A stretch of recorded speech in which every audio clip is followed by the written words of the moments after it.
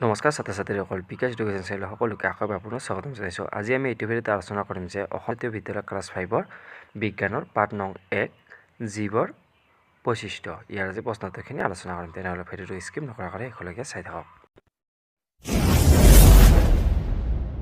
প্ৰথমে আমাৰ 1 নম্বৰ প্ৰশ্নটো দি আছে যে প্ৰ'ট'প্লাজম ক'ত থাকে, প্ৰ'ট'প্লাজমত কি কি পদাৰ্থ থাকে। ইয়াৰ উত্তৰটো এনেকৈ লিখিব লাগিব যে জীৱৰ শৰীৰত প্ৰ'ট'প্লাজম থাকে।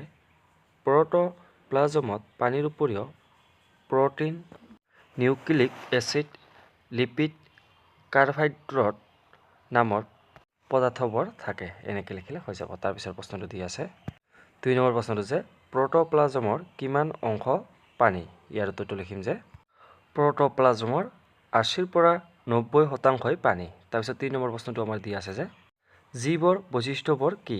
ইয়াৰ উত্তৰখিনি এনেকৈ লিখিব লাগিব যে জীৱৰ প্ৰধান বৈশিষ্ট্যবোৰ হ'ল 1 নম্বৰত লিখিম যে জীৱৰ শৰীৰত প্ৰ'ট'প্লাজম নামৰ পদাৰ্থ থাকে। তাৰপিছত 2 নম্বৰত লিখিব লাগিব যে জীৱই জন্ম দিব পাৰে। 3 নম্বৰত লিখিব লাগিব যে জীৱৰ শৰীৰৰ বিকাশ আৰু বৃদ্ধি হয়। 4 নম্বৰত লিখিব লাগিব যে জীৱক জীয়াই থাকিবলৈ খাদ্যৰ প্ৰয়োজন। 5 নম্বৰত লিখিম জীৱৰ শ্বাস প্ৰক্ৰিয়া আছে। 6 নম্বৰত লিখিব লাগিব যে জীৱই উদ্দীপকৰ প্ৰতি সঁহাৰি জনায়। তাৰপিছত 7 নম্বৰত লিখিম যে জীৱৰ নিৰ্দিষ্ট আয়ুস আছে। এইকেইটা লিখিলে হৈ যাব। তাৰপিছত প্ৰশ্নটো দি আছে 4 নম্বৰ প্ৰশ্নটো যে বৃদ্ধি আৰু বিকাশ কি। ইয়াৰ উত্তৰটো লিখিব লাগিব যে সকলো জীৱ বাঢ়ি ডাঙৰ দীঘল হয়। জন্মৰ পৰা পৌনত অৱস্থা নোপোৱালৈকে জীৱৰ শৰীৰটো বাঢ়ি ডাঙৰ দীঘল হোৱা প্ৰক্ৰিয়াক বৃদ্ধি বোলে। আনহাতে এই সময়ত শৰীৰৰ বিভিন্ন অংগ প্ৰত্যেকবোৰৰ পৰিৱৰ্তন হয় আৰু পৌনত অৱস্থা পায়। ইয়াক বিকাশ বোলে। এইখিনি লিখিলে হৈ যাব। তাৰপিছত প্ৰশ্নটো দি আছে জীৱই কোনো উদ্দীপকৰ প্ৰতি কেনেকৈ সঁহাৰি জনায়। কিতাপত নথকা দুই উদাহৰণ দিয়া। ইয়াৰ উত্তৰটো লিখিম যে এনেকৈ জীৱই উদ্দীপকৰ প্ৰতি বিভিন্ন ধৰণে সঁহাৰি জনায়। উদাহৰণ হিচাপে 1 নম্বৰত লিখিম যে গৰু এটাক কোবাবলৈ ধৰিলে গৰুটোৱে ভয়তে পিঠি বিকা কৰি দিয়ে।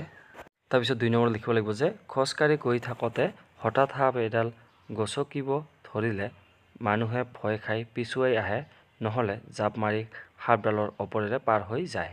এই দুটা লিখি দিলে হৈ যাব। তাৰপিছত 6 নম্বৰ প্ৰশ্নটো আমাৰ দিয়া আছে শ্বাস প্ৰক্ৰিয়া কি। মানুহৰ দেহত এই প্ৰক্ৰিয়াটো কেনেকৈ চলে লিখা। ইয়াৰ উত্তৰটো লিখিম যে শ্বাস ক্ৰিয়া হ'ল প্ৰাণীয়ে উশাহত বায়ুৰ পৰা অক্সিজেন গ্ৰহণ কৰি নিঃশ্বাসত কাৰ্বন ডাই অক্সাইড এৰি দিয়াকে বুজায়। মানুহে উশাহত বায়ুৰ পৰা অক্সিজেন গ্ৰহণ কৰে আৰু হাঁওফাঁওৰ পৰা অক্সিজেন তেজত মিহলি হয়। তেজে অক্সিজেন কঢ়িয়াই নি শৰীৰৰ সকলো কোষত যোগান ধৰে। কোষৰ আহাৰ আৰু অক্সিজেনৰ মাজত ক্ৰিয়া হয় আৰু কাৰ্বন ডাই অক্সাইড উৎপন্ন হয়। কাৰ্বন ডাই অক্সাইড প্ৰাণীৰ বাবে অলাগতিয়াল, সেয়েহে কোষৰ পৰা ওলাই তেজত মিহলি হয় আৰু তেজে কাৰ্বন ডাই অক্সাইড হাঁওফাঁওলৈ কঢ়িয়াই আনে। তেতিয়া প্ৰাণীয়ে নিশাহত কাৰ্বন ডাই অক্সাইড এৰি দিয়ে।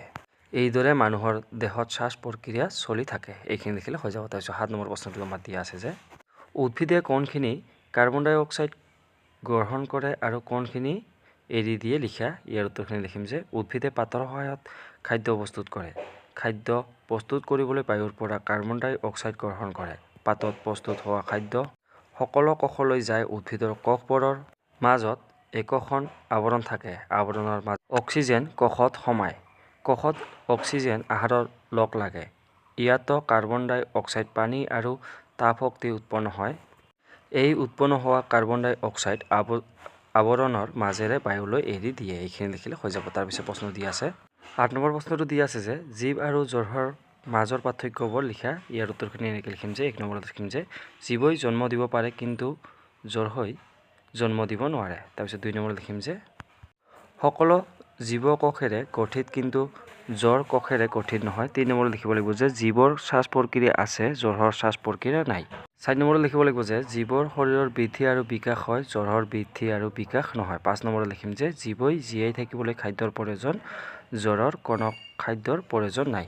এইকেইটা লিখি দিলে হৈ যাব। তাৰপিছত প্ৰশ্নটো দি আছে যে ইয়াৰ পিছৰখিনি 9 নম্বৰ প্ৰশ্নখিনি দি আছে যে খালী ঠাই পূৰ কৰা। ইয়াৰে প্ৰথম ক নম্বৰটো দি আছে যে প্ৰ'ট'প্লাজম থকা গহ্বৰক দেশ বোলে। এইখিনি মই ডাইৰেক্ট উত্তৰখিনি আৰু লগতে প্ৰশ্নখিনিও কৰি দিছোঁ যে ক নম্বৰত আপোনালোকে খালী ঠাইখিনিত কখ লিখিব। তাৰপিছত খ নম্বৰত লিখিব পানী। গ নম্বৰ প্ৰশ্নটোত খালী ঠাইখিনি লিখিব এক। তাৰপিছত খ নম্বৰ প্ৰশ্নটোৰ খালী ঠাইখিনি লিখিব ছালৰ। তাৰপিছত ঙ নম্বৰত লিখিব যে আপোনালোকে পৌনত। তাৰপিছত প্ৰথম ছ নম্বৰ লিখিব উদ্ভিদ আৰু বৰ্গীয় নম্বৰ প্ৰশ্নটো লিখিব আপোনালোকে আয়ুস। এনেকৈ বা এইখিনি লিখিলে হৈ যাব। আজিলৈ ইমানে, ধন্যবাদ।